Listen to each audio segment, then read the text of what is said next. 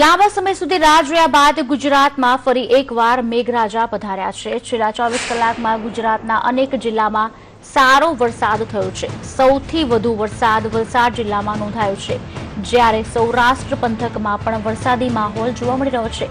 વેરાવળમાં છેલ્લા 12 કલાકમાં 5 ઇંચ વરસાદ નોંધાયો છે, તો રાજકોટમાં પણ સતત ત્રીજા દિવસે વાદળછાયા વાતાવરણ વચ્ચે ઝરમર વરસાદ વરસી રહ્યો છે। વડોદરામાં પણ સતત બીજા દિવસે વરસાદના છૂટાછવાયા ઝાપટા પડી રહ્યા છે। નવસારી જિલ્લામાં પણ ભારે વરસાદ નોંધાયો છે।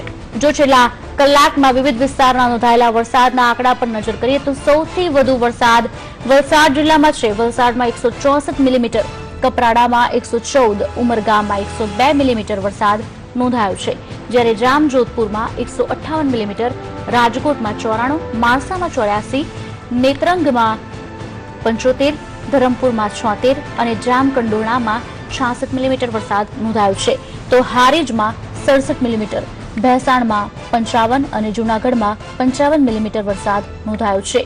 84માં 60, ચીખલીમાં 51, ગણદેવીમાં 87, બેચરાજીમાં 53 મિલીમીટર વરસાદ નોંધાયો છે।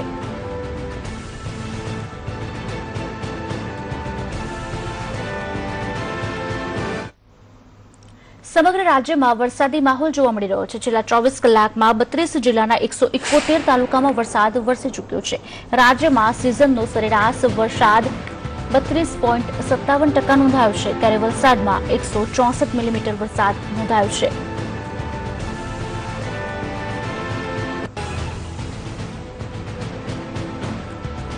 તો આપને અમે મેપ દ્વારા બતાવવાની કોશિશ કરી રહ્યા છે કયા કયા વિસ્તારમાં વરસાદ જોવા મળ્યો છે। જૂનાગઢ છે, કપરાડા છે, વલસાડ છે, ડાંગ છે, નવસારી છે। ગુજરાતના અનેક જિલ્લાઓમાં સૌથી વધુ વરસાદ નોંધાયો છે।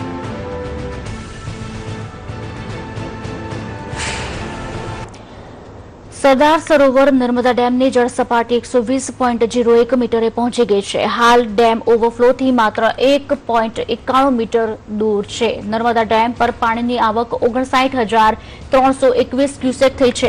નર્મદા ડેમ પરથી પાણીની આવક 59,138 ક્યુસેક છે। 1200 મેગાવોટ રિવર બેડના 6 યુનિટ હાલ ચાલુ કરાયા છે। 250 મેગાવોટના કેનાલ હેડ પાવર હાઉસના 4 યુનિટ ચાલુ કરવામાં આવ્યા છે।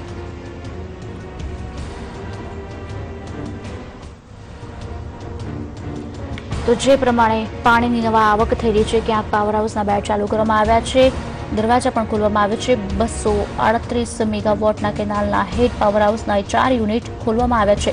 સરદાર સરોવર નર્મદા ડેમની જળ સપાટીમાં 120.01% મીટરનો વધારો થયો છે।